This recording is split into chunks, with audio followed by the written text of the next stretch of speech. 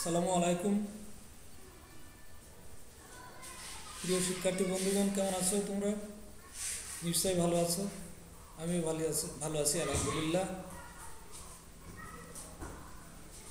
বেশ কিছুদিন বিরতির পর আজ আবার তোমাদের মাঝে উপস্থিত হয়েছি। সমাজবিজ্ঞান, উচ্চ মাধ্যমিক সমাজবিজ্ঞান দ্বিতীয় পত্র নিয়ে আজ আলোচনা করতে। আজকের আলোচনার বিষয় হলো সমাজবিজ্ঞান দ্বিতীয় পত্রের দ্বিতীয় অধ্যায়ের বাংলাদেশের সংস্কৃতির ধরন নিয়ে আলোচনা করব। তো বাংলাদেশের সংস্কৃতি আলোচনার আগে আমাদের সংস্কৃতি সম্পর্কে একটি ধারণা প্রয়োজন রয়েছে। সংস্কৃতি বলতে আমরা কি বুঝি? সংস্কৃতি বলতে আমরা বুঝি মূলত মানুষের জীবন প্রণালী, মানুষের জীবনের সাথে ওতপ্রোতভাবে জড়িত রয়েছে যেগুলো বিষয়, সেগুলো বিষয়ই হলো সংস্কৃতির অন্তর্ভুক্ত। তো সংস্কৃতি বিভিন্ন সংজ্ঞা আমরা পাই, বিভিন্ন সমাজবিজ্ঞানীগণ দিয়েছেন। জন ম্যাকহাইভার বলছেন যে culture is what we are, অর্থাৎ আমরা যা, সেটাই হলো আমাদের সংস্কৃতি। সংস্কৃতির আরেকটি গুরুত্বপূর্ণ সংজ্ঞা দিয়েছেন ব্রিটিশ নৃবিজ্ঞানী বি টেইলর। তিনি বলছেন যে culture is that complex whole which includes knowledge, belief, art, moral law, customs and any other capabilities and habits acquired by man as a member of society. অর্থাৎ এখানে সমাজ থেকে অর্জিত আচার আচরণ, ধ্যান ধারণা, শিল্পকলা, আইন, সাহিত্য, নীতি, এগুলো বিষয় এই সংস্কৃতির আওতাভুক্ত রয়েছে। আজ আমাদের আলোচনার বিষয় হলো বাংলাদেশের সংস্কৃতির ধরন, অর্থাৎ বাংলাদেশের মানুষের জীবনের সাথে যে সমস্ত বিষয় জড়িয়ে রয়েছে সেগুলো বিষয় নিয়ে আলোচনা করব। তো বাংলাদেশের বেশিরভাগ মানুষ গ্রামে বাস করে, প্রায় 80%, অর্থাৎ 77% মানুষ গ্রামে বসবাস করে। এই গ্রামীণ মানুষের জীবনযাত্রা নিয়ে আলোচনা আমাদের। এই সংস্কৃতি, বাংলাদেশের সংস্কৃতি, যেহেতু বেশিরভাগ মানুষ গ্রামে বাস করে, সেহেতু এই গ্রামীণ মানুষের জীবনযাত্রা এখানে প্রাধান্য পেয়েছে। তো বাংলাদেশের এই সংস্কৃতির ধরন আলোচনা করতে গিয়ে বাংলাদেশের গ্রামীণ সংস্কৃতির চিত্র অনেকটা আলোচনা করবো আজকে। প্রথমে যে বিষয়টা আসে যে বাসস্থানের ধরন ও আসবাবপত্র। বাংলাদেশের অধিকাংশ মানুষ গ্রামে বসবাস করে। আগেই বলেছি যে 77%, অর্থাৎ প্রায় 80% মানুষ গ্রামে বাস করে। এই ঘর বাড়ির ধরন অঞ্চলভেদে বিভিন্ন ধরনের রয়েছে, যে কোথাও বাঁশ, বেত, বেড়া, টিনের চাল, খড়ের চাল, এইগুলো রয়েছে। গ্রামীণ উন্নয়নের ফলে গ্রামীণ অর্থনীতির যে উন্নয়ন ঘটেছে, এখন বর্তমান মানুষ ইটের তৈরি বিল্ডিং বা বাড়ি, উপরে টিনের চাল, আবার ইটের তৈরি বাড়ি, ছাদ, এগুলো আমরা দেখতে পাচ্ছি। বিশেষ করে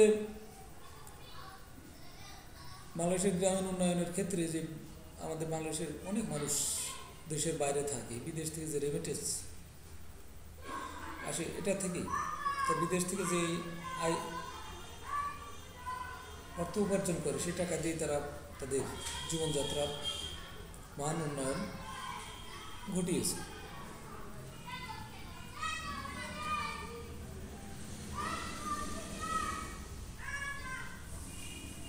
তা আমাদের যে বিভিন্ন ধরনের যে কৃষি যন্ত্রপাতি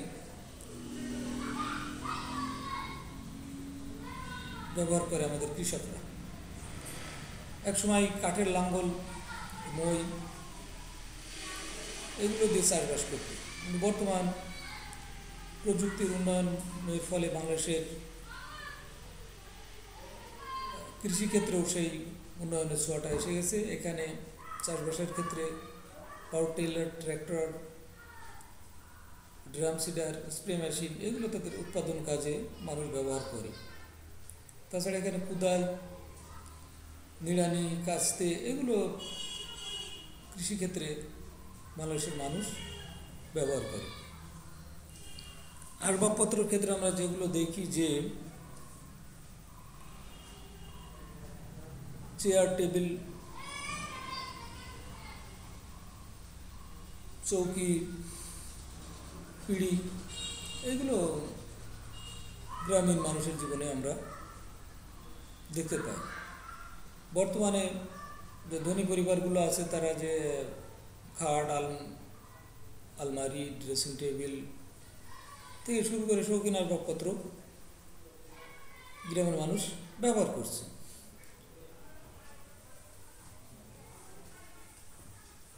যে গ্রামের বধূ মহিলারা যে ঢেঁকি ব্যবহার করত, সেই ঢেঁকির অবস্থান এখনও রয়েছে।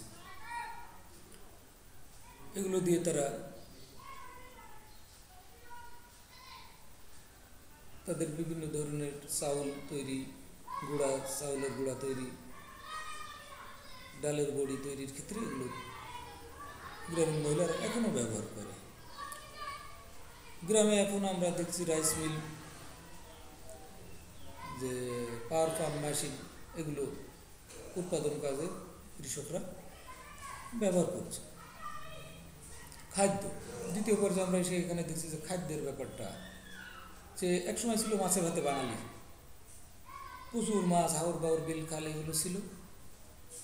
এগুলো থেকে প্রচুর মাছ ধরে আমাদের গ্রামীণ কৃষকরা, গ্রামের মানুষরা এগুলো পর্যাপ্ত মাছের চাহিদা পূরণ করত। কিন্তু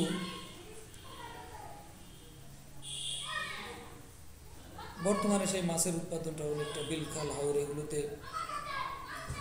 কৃষির জমি হিসেবে ব্যবহার করা, তারপর বিভিন্ন ধরনের পুকুরের মালিকানা হওয়ার ফলে এই মাছের উৎপাদন কমে গেছে। এখন বর্তমানে বাঙালি মাছ ভাতের ঐতিহ্য থেকে ডাল ভাতের একটা ব্যাপার এসেছে। এখানে ডাল ভাতে বাঙালি বর্তমান। মাছের পর্যাপ্ততা অবশ্যই রয়েছে, কিন্তু সেই মাছের ধরনগুলো একটু ভিন্ন রকম। এখন চাষের তৈরি যে কই, জিওল, মাগুর, পাবদা, রুই, কাতলা এগুলো চাষবাস থেকে আসছে। সেগুলো মাছের স্বাদ অনেকটা সেই বিলের মাছের চেয়ে অনেকটা কম। এই বাঙালির একসময় ছিল গোয়াল ভরা গরু, পুকুর ভরা মাছ, সেই ঐতিহ্য এখন আর নেই।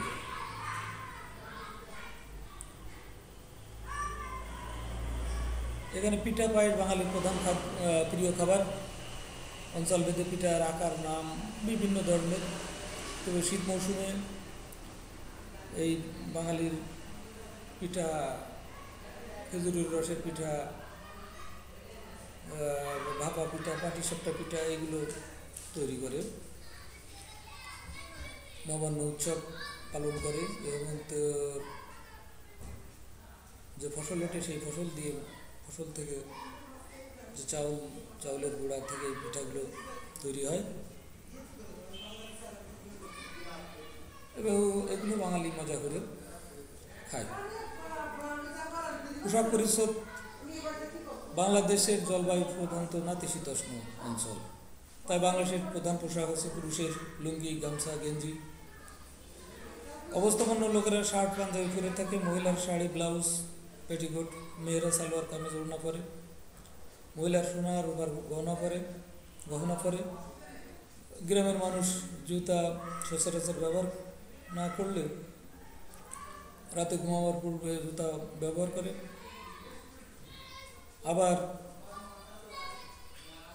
কোনো কোনো এলাকায় এখনও কাঠের তৈরি খড়ম ব্যবহার করে জুতার বিকল্প হিসেবে, তবে নারী পুরুষ উভয়ে স্পঞ্জের স্যান্ডেল ব্যবহার করে থাকে।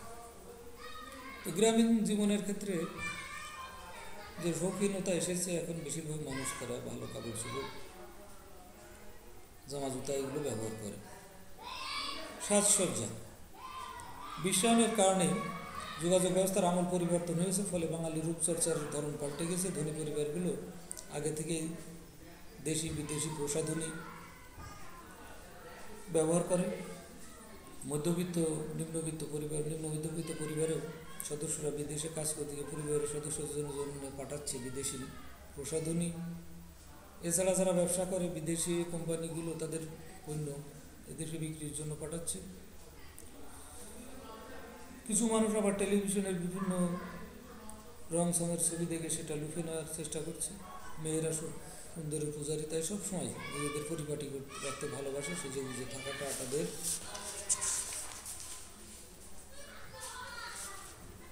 স্বভাবজাত ধর্ম। মেয়েরা সেজে গুজে থাকতে পছন্দ করে, তাই তাদের প্রসাধনীর পাশাপাশি গহনা ব্যবহার করে। রেশমি চুরি মেয়েদের বিশেষ দুর্বলতার জায়গা। হিন্দু মুসলিম সকলেই আলতা ব্যবহার করে। আমোদ প্রমোদ ও বিনোদন। বাঙালি আসলে বিনোদন প্রিয়। যে গ্রামের মানুষ অল্পতে তুষ্ট, মোটা ভাত মোটা কাপড়, ভাতের সাথে শাকসবজি আর তরকারি, ডাল, তেলে ভেজায় খুশি থাকে। একসময় মানুষের খাওয়া পড়ার চিন্তা ছিল না, জনসংখ্যা ছিল কম, ছিল স্বাচ্ছন্দ্যে জীবন কাটাত। অবসরে গল্পগুজব, কিচ্ছা বলে তাস খেলে সময় পার করে দিত। এখন জনসংখ্যা বেশি, খাদ্য সংকট, তাই সারাক্ষণ ব্যস্ত কাজে। মানুষের জীবনের চাহিদা পূরণের জন্য মানুষ সর্বদা ব্যস্ত। গ্রামের পুঁথি পাঠের সেই বয়াতি নেই আর, আসরণে জারি গান মারফতি বিনোদনের মুখ্য অংশ হারিয়ে গেছে তাদের জীবন থেকে। এবং টেলিভিশনের বোতাম টিপে বিভিন্ন ধরনের চ্যানেল থেকে তারা তাদের বিনোদনের চাহিদা পূরণ করে।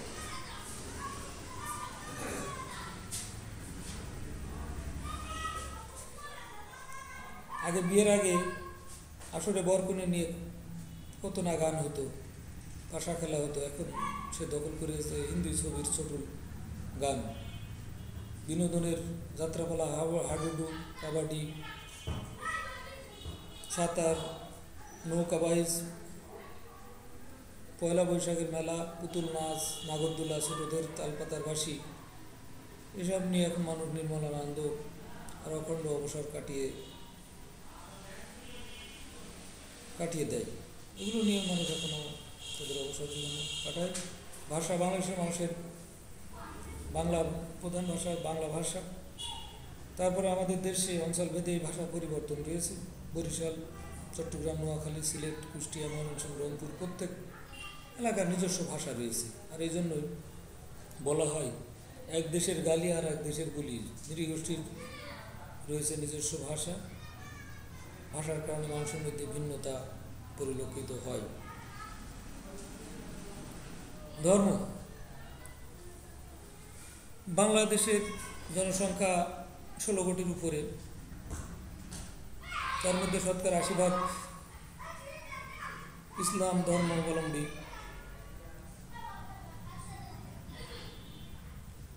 বাংলাদেশের মানুষ ধর্ম প্রাণ।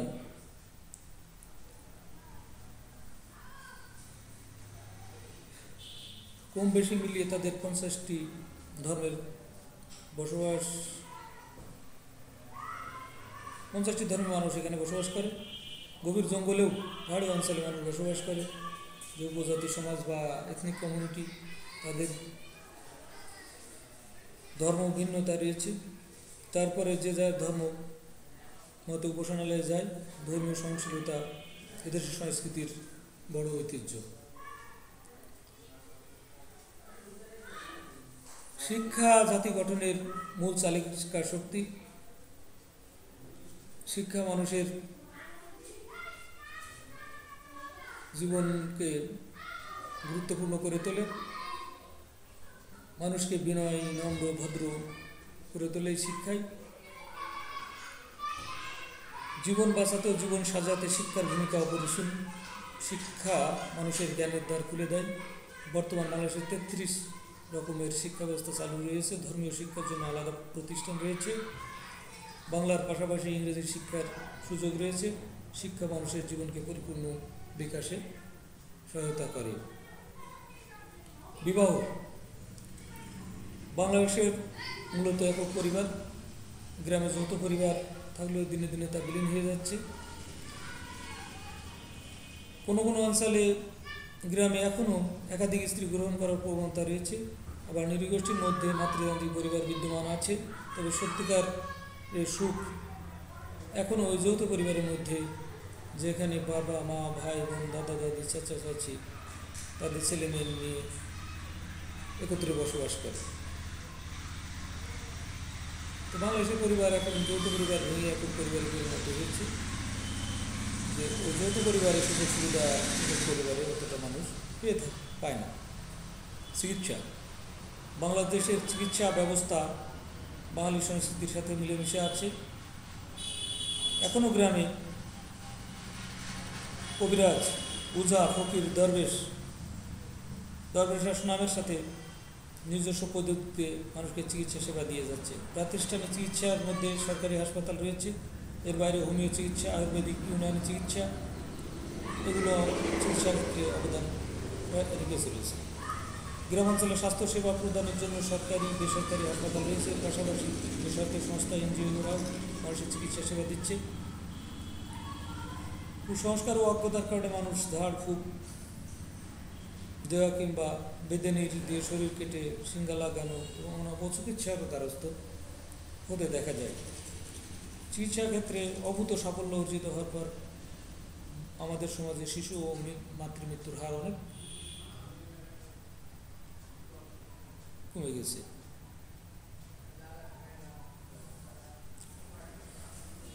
সমাজ সংস্কার সমাজ পরিবর্তনশীল। সমাজের রীতিনীতি মূল্যবোধ সবসময় এক থাকে না। মানুষ যতই জ্ঞান বিজ্ঞানের চর্চা করছে ততই মনের কুসংস্কার দূর হচ্ছে। পুরনো রীতি ছেড়ে নতুন পথে চলতে শুরু করেছে। শিক্ষার আলো ঘরে ঘরে পৌঁছার ফলে কুসংস্কার বিদায় নিতে শুরু করেছে। কৃষি নির্ভর সমাজে কৃষিতে নতুন প্রযুক্তির সংযোজন হয়েছে। আগে আমি এগুলো আলোচনা করেছি। মানুষের খাদ্য উৎপাদন বেড়েছে। মানুষের সামাজিক জীবন প্রণালীতে বৈচিত্র্য এসেছে। কৃষক এখন টুইটার, ফেসবুক, ইন্টারনেট ব্যবহার করে কৃষির খবর নিচ্ছে। রাজনৈতিক সংস্কৃতি বাংলাদেশের সংস্কৃতিতে আমাদের রাজনৈতিক সংস্কৃতিতে ব্যাপক পরিবর্তন সাধিত হয়েছে। গ্রামীণ ক্ষমতার কাঠামোতে জমির মালিকানা, নারীর ক্ষমতায়ন, রাজনৈতিক দলে নারীর অংশগ্রহণ, স্বতন্ত্র নির্বাচন, শহর ও গ্রামের মধ্যে ব্যবধান কমে এসেছে। আমাদের ঐতিহ্যবাহী সংস্কৃতির বিলুপ্তের পথে। গ্রামে এমন সব রাজনৈতিক দলের শাখা প্রশাখা রয়েছে। তৃণমূলের রাজনীতি এখন সরব। তো বাংলাদেশের গ্রামীণ সংস্কৃতিতে ব্যাপক পরিবর্তন এসেছে। বিদেশি সংস্কৃতির প্রভাব এখানে ঢুকে পড়েছে। গ্রামে গ্রামে বিভিন্ন ধরনের যে বিনোদন কেবল, যে ডিশ লাইন, এগুলোর ব্যবস্থা রয়েছে। এই জন্য এগুলোর মাধ্যমে বাঙালি আজ বিশ্বের বিশ্বের বিভিন্ন সংস্কৃতির সংস্পর্শে আসার সুযোগ পেয়েছে। বাঙালি জীবনের গতিশীল হয়েছে। বাংলাদেশের সমাজ ব্যবস্থার অনেক পরিবর্তন উন্নত হয়েছে। মূল্যবোধের পরিবর্তন হয়েছে। এই মূল্যবোধের সাথে খাপ খাইয়ে বাঙালিকে চলতে হচ্ছে। প্রিয় শিক্ষার্থী বন্ধুগণ, আজকে তোমাদের বাংলাদেশের সংস্কৃতির ধরন নিয়ে আলোচনা করলাম। আগামী ক্লাসে অন্য কোনো বিষয় নিয়ে আলোচনা, সমাজবিজ্ঞানের অন্য দ্বিতীয় পত্রের অন্য কোনো বিষয়ে আলোচনা করব। সবাইকে ধন্যবাদ।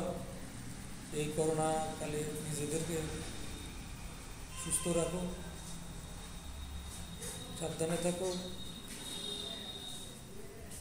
এই প্রত্যয় ব্যক্ত করে আজকের ক্লাস শেষ করছি। ধন্যবাদ সবাইকে।